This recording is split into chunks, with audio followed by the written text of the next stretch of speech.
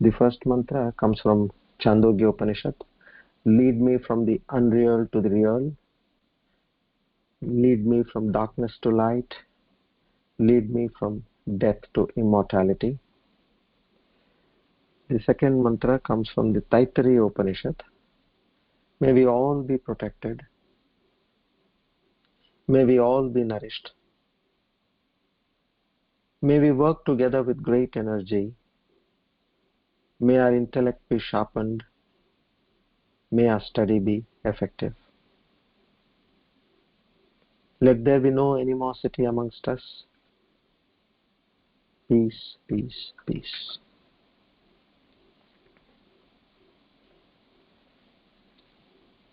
We invoke the grace of the Almighty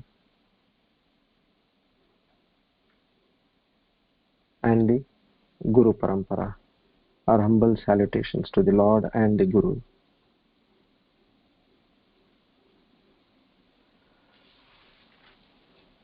So we are on the discourse number 19, the 26th of April 2020, a Sunday.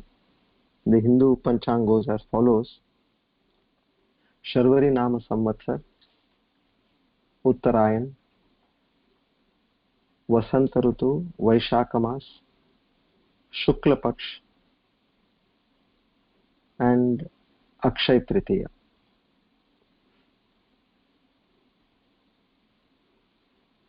Here the word Akshay means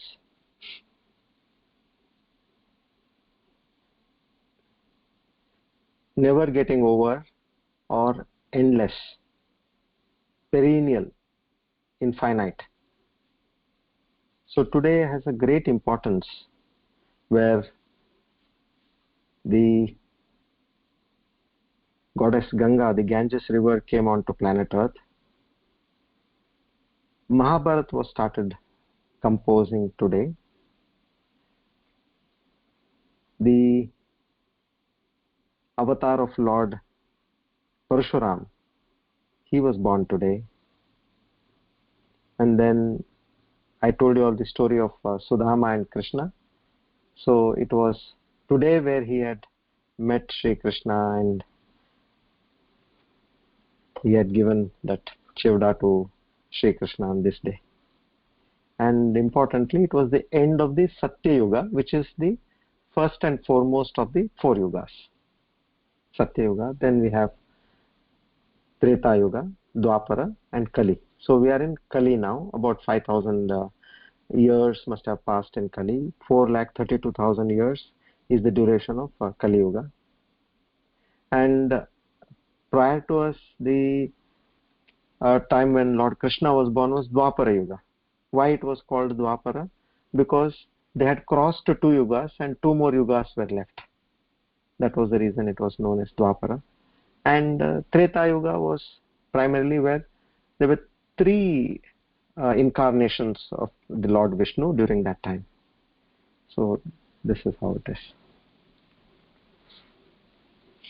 Okay. Now, okay, somebody writes. You all must have read that. Okay.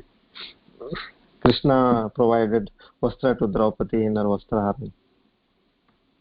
Varsha has written that. Thank you, Varsha. Okay. So, now we are on verse 45. We briefly discussed yesterday. And here, if you see, Lord Krishna in the second chapter, Sankhya Yoga, he primarily listened to Arjuna for the first 11 verses and then he started giving his verdict. That's where he starts with Bhagavan Uvacha, and he straight took to the ultimate verse. The immediate verse number 12 is like the ultimate verse. So likewise he went on strengthening and intensifying and creating more thrust, and then he started talking from a milder version. So what we can understand is the second chapter of the Bhagavad Gita almost contains the entire substance of the Gita. The rest of the chapters, yes, they do elaborate and they do try to go into some other different areas, but the crux, what we call, is all in the second chapter. So now here, if you all see, he from the 30, as far as he started off with, after the knowledge, he came off with Karma Yoga from verse number 36. So likewise, he is trying to build up a situation wherein he wants to give us, the mankind, a way of moving forward in life, the right way. And what does the right way mean? While we are living, we need to lead a joyful, stress-free and fulfilling life. And at the same time, he also says, when this jiva passes away, it should be of a no return basis, which means you are outside the wheel of births and deaths.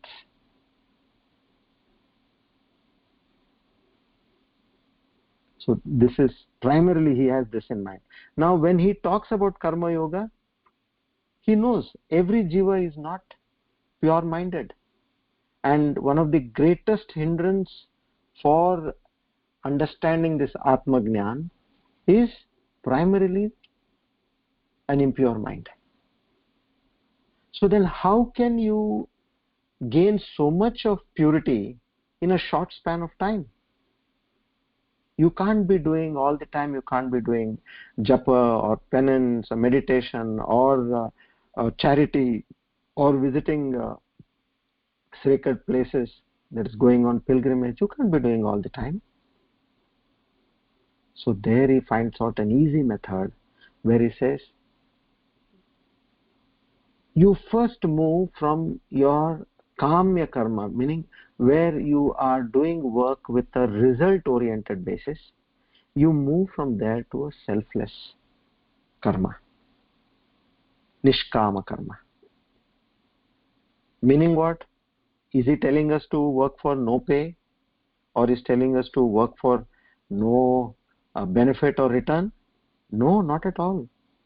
In fact, he's telling us the right way to work, where you can get more appreciation, you will get more rewards and more of output, because there is excellence in that work. That is how he's in detail is explaining to us now. So you'll try to catch these points, whatever has been told, where and how. Let's look from the worldly point of view only. Now we are coming very close to this, one of the most sought verses of the Bhagavad Gita itself. Karmanya vadikaraste. We are not very far, it is 47th verse. When you say Bhagavad Gita to anybody, they'll say Karmanya vadikaraste. And what do they know there? That without expecting any fruit of action, you work. No. Grossly mistaken. Grossly mistaken. Because you read the direct translation, it looks like that. But what wonderfully he has explained. You will be stunned to listen to that. Okay. So here in verse 40, he spoke basically, he was talking about the fruits to every action. Then 40, 41, then he spoke about the mind, with respect to the mind, and then the glorification of Karma Yoga. Then subsequently in 42, 43, 44, he is talking how it is not possible if mind is with Kamya Karma, meaning if you are only looking at result oriented action, that is selfish action, you cannot do Karma Yoga. Then 45, he talks about how to move from Kamya Karma to Karma Yoga. So yesterday we touched based on verse 45. We'll start from there I had briefly touched base, so we'll start from there. Verse 45 of chapter 2.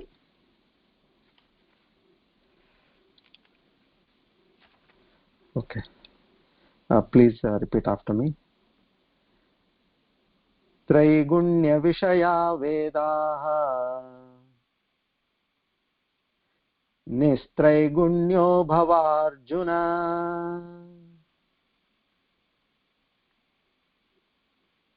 निर्द्वन्द्वो नित्यसत्त्वस्थः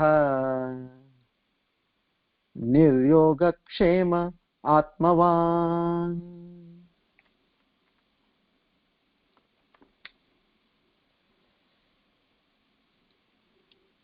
So here, what are the important aspects here? Nirdvandvaha, Nityasattvastaha, Niryogakshema, and Atmavan.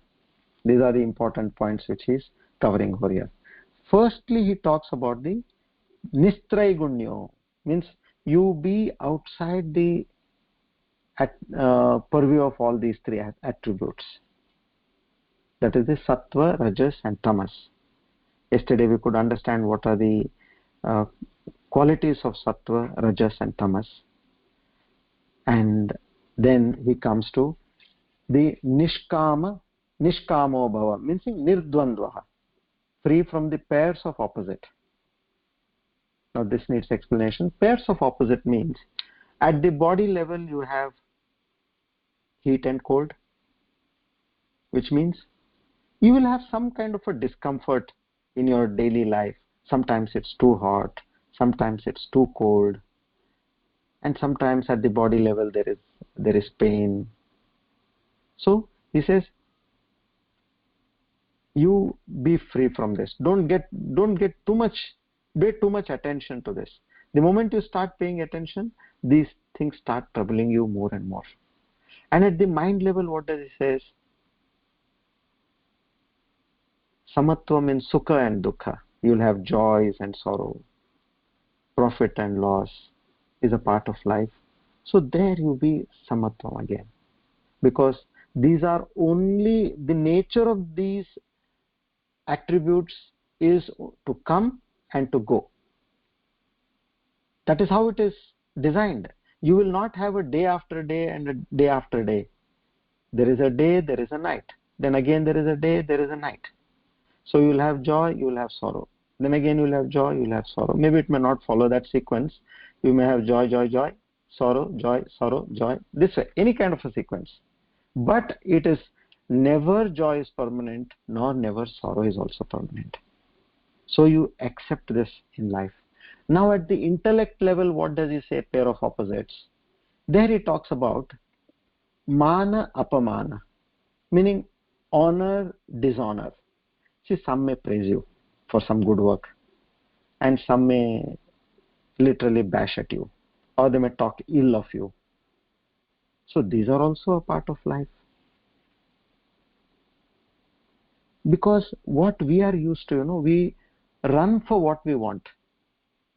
We are literally chasing. And we run away from what we don't want. So don't do that. Don't run after what you want, nor run away from what you don't want. Just be steady. Your focus is that you are offering the job, the work what you are doing, as a dedication to the Lord. So that being the case, you don't be too much agitated. Focus on the job. Don't be too much agitated on all these pairs of opposite. Then he mentions about nitya sattvasto bhava. See, calmness is a great quality. You treasure it. Let sattva become so full in your life with the jignasa. Yesterday I explained, jignasa is the desire to seek knowledge. That is what we are now. We are all jignasus, isn't it? We are seekers. We want to learn what is this amazing supreme knowledge. What is this manual for life? I am just operating like based on instincts, which is just like an animal does. I don't know what is the broad guidelines of this life, or what was it before, what is it going to be after. What a foolish way we have lived our life. Understand it, Arjuna. See, like there are on a highway, if you don't know the rules, the road is free and you are going at your own whims and fancy without following any rules. There are CCTV cameras there. They will now, even in India it's happening now, you get challans on the net, fines to pay. You'll be suddenly surprised, how did this happen? I didn't see anybody on the road. So every action of a jiva, the good and bad, is recorded. And all that is operated under the karma kanda. So he says, increase that sattva in you, calmness in you, nourish daya is compassion, and the desire for God. By that is jignasu. Try to understand the knowledge and jignasu. Then the third one he talks about is niryoga kshemam. To become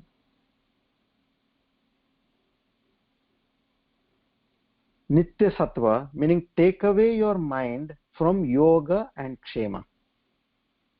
What is yoga and kshema here? Yoga is acquiring what I don't have, and kshema is maintaining what I have already acquired. Imagine what is our life. I think in this yoga kshemam only we are completely revolving. And to what extent? We are always looking at the other person around, be it from a car, a house, or it could be even a handbag, or clothing, or jewelry, or cutlery, a sound system, a watch. Every possession, you're looking at another person and you want to acquire. Now, the moment you get a desire to acquire, you have to find the means to acquire. There, your entire mental energy goes into that. You may have to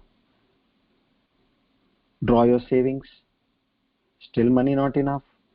Then you will maybe take a hand loan or a loan from a bank. And then with all the money you go and buy the article what you wanted. And it's not going to end over there. After having bought the article, there is maintenance. You have to ensure that it is properly insured, secured, and well taken care. If it is a property somewhere, then there are so many burdens. There are taxes, time to time. Then you need to avoid from encroachment. You need to be clear on the title. See how many things are there. So you have a limited energy on a daily basis. Energy is just like money. It's a resource you have. Money and energy, both are limited resources in our life. Not that we have infinite amount of money, and also not that we have infinite amount of energy. So these have to be very cautiously and prudently invested. And what happens? Your entire energy goes into acquiring and then maintaining. God forbid if there is some issues with respect to title, or with issues with being a defective piece and things like that, then again there is a rift over there. So in short, how it looks, a person should know how much he wants. One day or the other, we don't know which is that day. the button is off, and it happens in a moment of time, in a splash of time. The person is no more. What did he take along with him?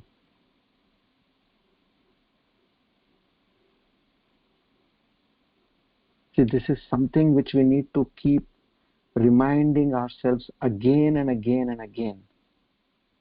Reason being, that will help you to lead a more fruitful and fulfilling life. We live here as though we are here for infinity. Probably even after the planet Earth also we are still here types. And we also feel that when we are going, we carry everything we have. I had read a very beautiful saying. It was a pictorial saying where a person, now it's at a graveyard. Person is coming with bag loads of money and he's entering the graveyard. So the guard at the graveyard, he says, "Sir, baggage only up till here." As they say, no, leave your trolleys only up to this point. So he says, "Sir, all baggage only up till here. And beyond that, you're not supposed to take anything."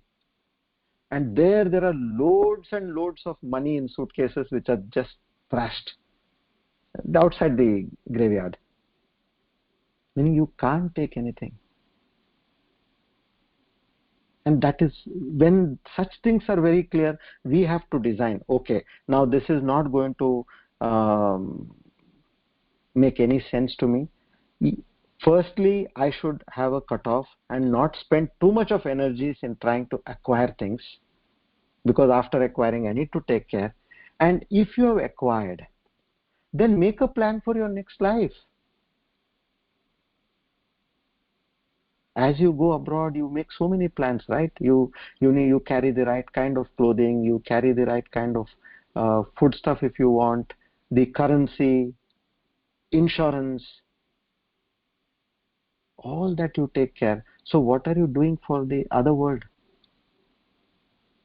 Try to do some good deeds, gain punya, gain chitta shuddhi out of that, and with that what will happen? You are well prepared for the next step forward.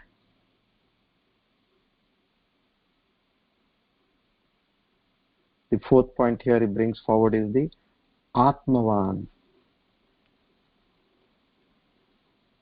Atmavan is where? One who is having God as their focus in life. Enough. I don't want to do all selfish activities. I want to dedicate my work, whatever work for which I'm paid. I want to dedicate that work for the sake of Lord. I want to do it for the love of God.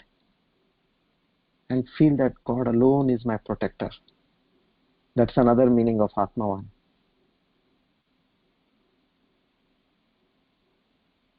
So these are the four broad points he covers in this particular verse. He's trying to tell us. You must have, under the Yogakshema, I'll tell you one more point. In the earlier times, in the railway stations, there were not many trolleys available. Now there are enough of trolleys.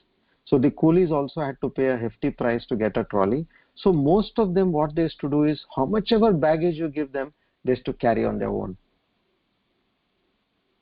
Sir, on the right shoulder, left shoulder, then again on the head, then you have one more baggage, okay, put it on the head, on one top of the other, and then one on the neck which goes on the back, one on this front side and front, all that is carrying. So if you have too many acquisitions, it's like you're nothing but a coolie. Is all that luggage belonging to the coolie? No, isn't it? Up to a point, he takes it till the car and then he drops it. We are also going to do the same thing. Why you're carrying so much like this coolie? We didn't have knowledge, fine, but after getting the knowledge, you need to reorganize yourself. That is what here the clear message is. Know what you have, know what you need, and design your life. Redesign your life. Gain some punya.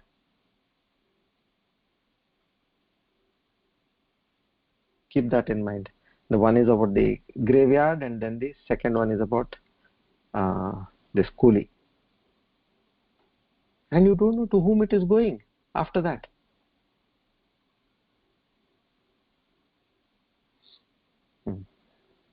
Now we come to verse 46. Please repeat.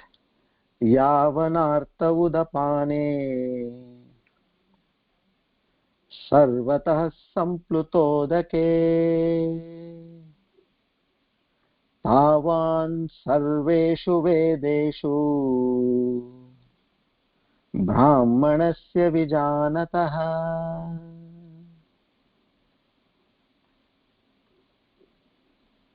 Brahmanasya vijanatah. A Brahmana. Brahmana is one.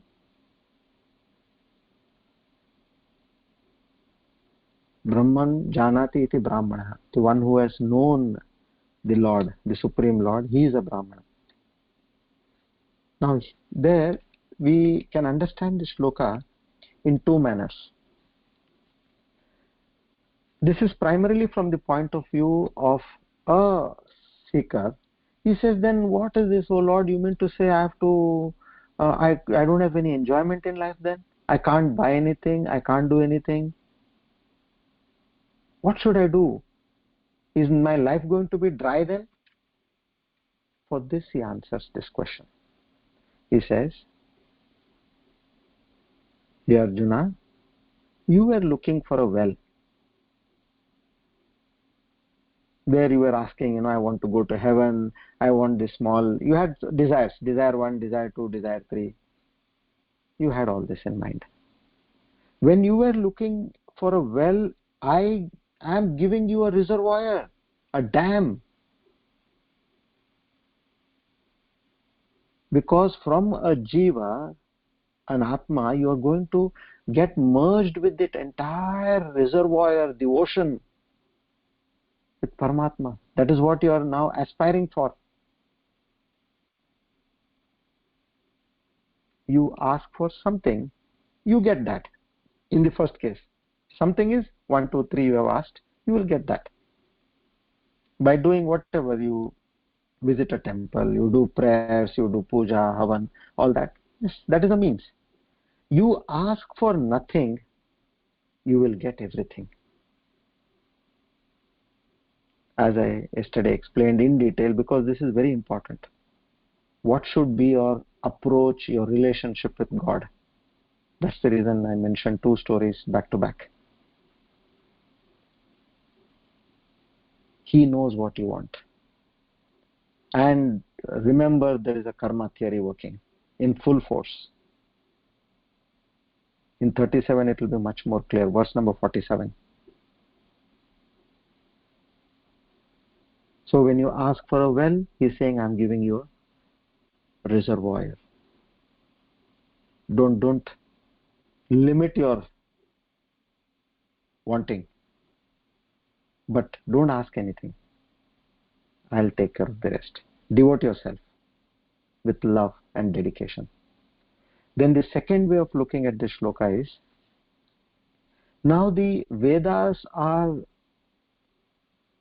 huge in terms of the knowledge. It's like a reservoir. It has karma kanda, upasana kanda, jnana kanda.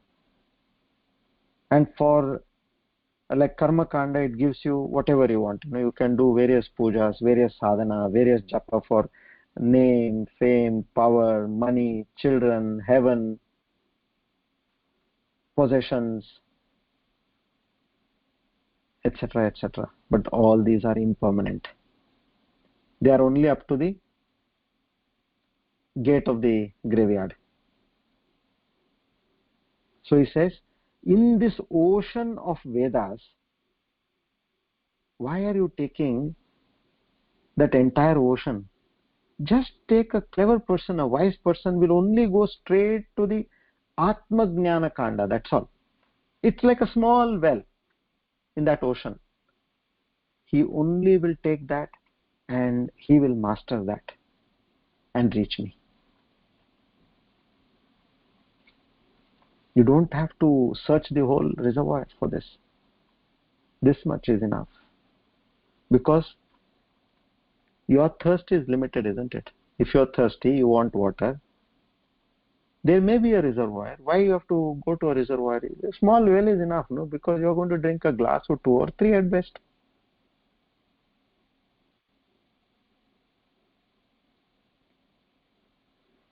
So that way, in verse 46, he tells us, don't worry, you decide what you need and you be convinced. As he said, you ask for nothing, you will get everything. So here it is, in other words, drop the ego, you get the best. Keep the ego, you get the worst.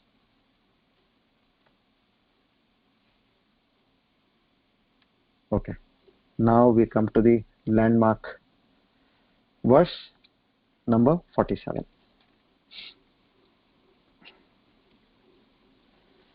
Okay, I think you all know by heart, I guess. Please repeat. कर्मण्येवाधिकारस्ते मा फलेषु कदाचन मा कर्मफलहेतुर्भूः मा ते संगोस्त्वकर्मणि. We'll together read the whole verse. कर्मण्येवाधिकारस्ते मा फलेषु कदाचन मा कर्मफलहेतुर्भूः मा ते संगोस्त्वकर्मणि.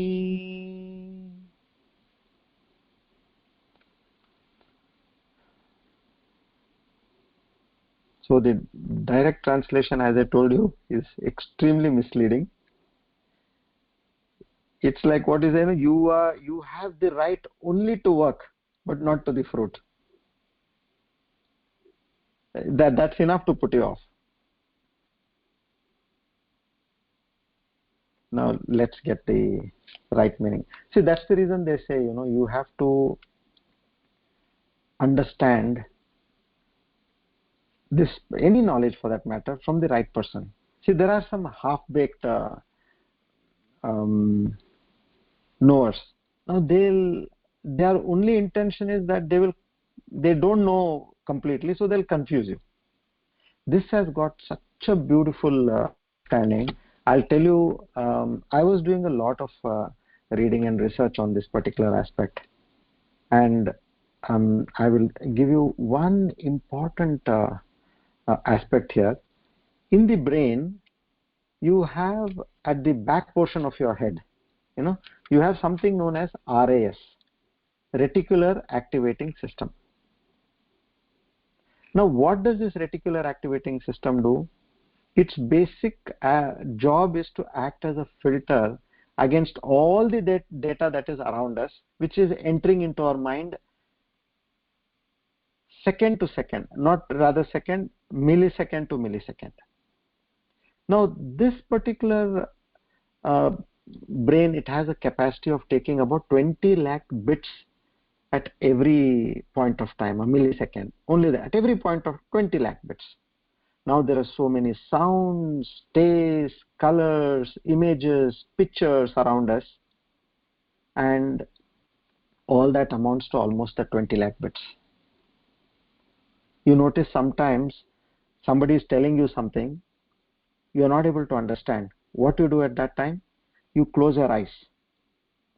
You say, he's in front of you, you are listening to him, you are seeing the other person, but then you close your eyes and then you listen once again. Why? Because that data, there is too much of data around and you're not able to grasp what the person is saying.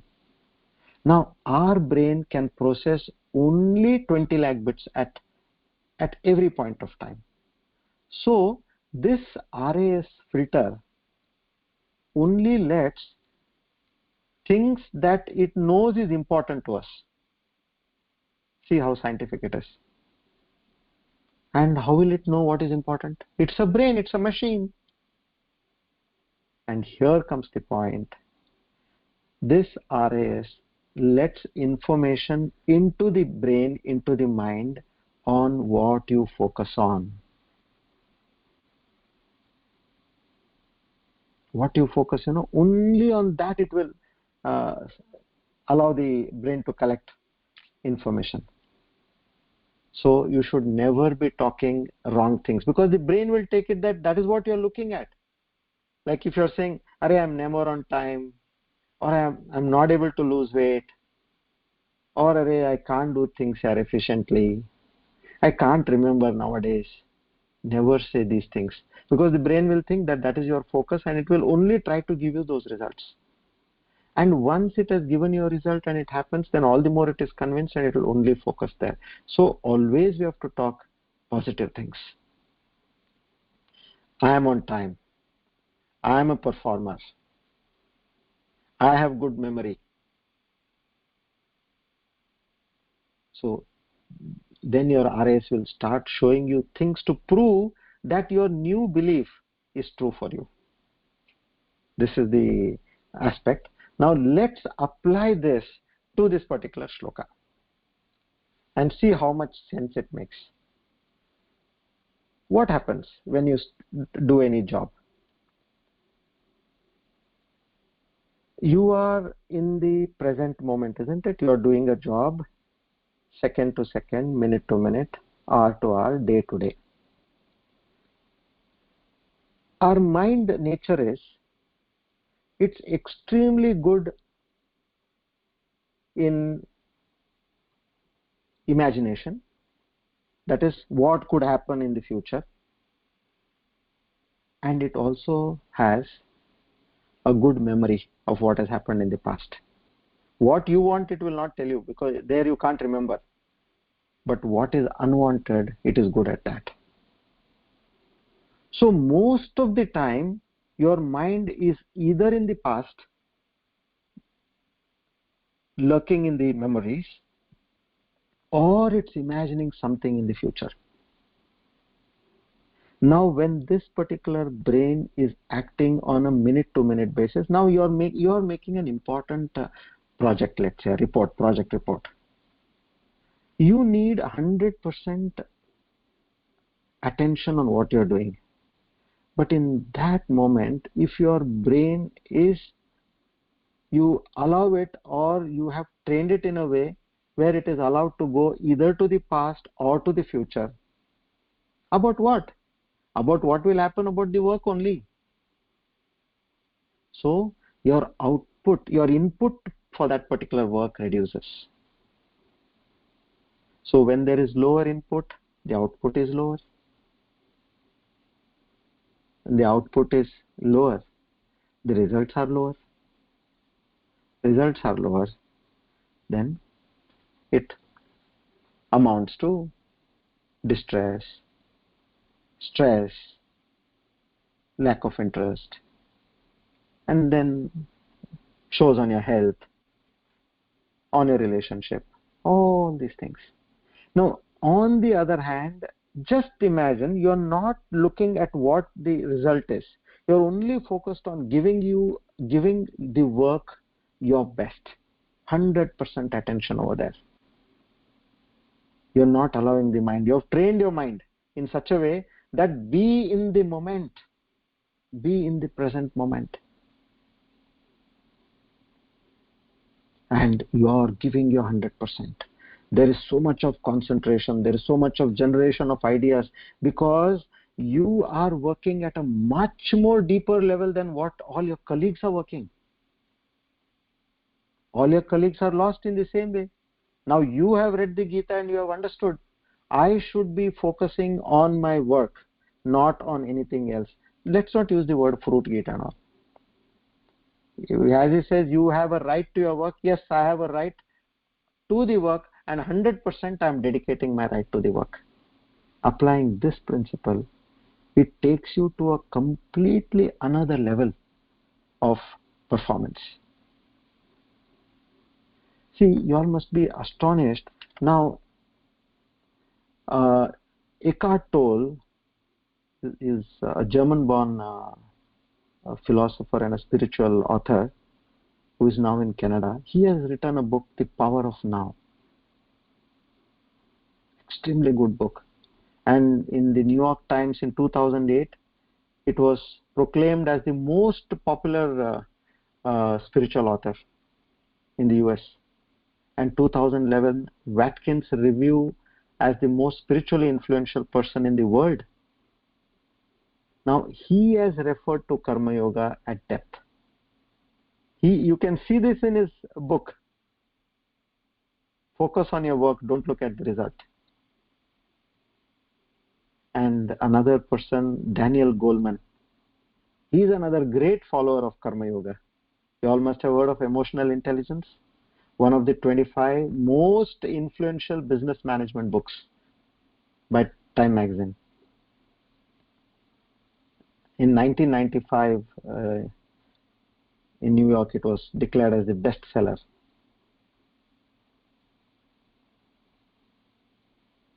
So we have not understood this. So here, when you apply this principle, and you see, you will gain tremendously. And now I'll come to the next point in this. There is a lot more to talk about this. Next point I'll say, do we have any control on the result? First of all, let's ask ourselves. How many times you have expected something and the right thing has happened as per your expectation? It's either less or is it more? It is more, but it is never exactly what you expect. And if you see in your own life, things come to you in their own accord. So we should know that there is a divine power which is working behind us. We all have only 24 hours. Maybe in the sleeping pattern there is a difference of an hour or two. Exceptions aside. Some sleep for only 4-5 hours, but there are very few people like that. But otherwise all fall in the bracket of 6 to 8 hours, isn't it? So how much time you have for your disposal and how much is everybody working? But what is the amount of reward each person is getting? Is there not a big disparity on this? How is this happening? So when you don't have a control on anything, why at all you're trying to show your power over there?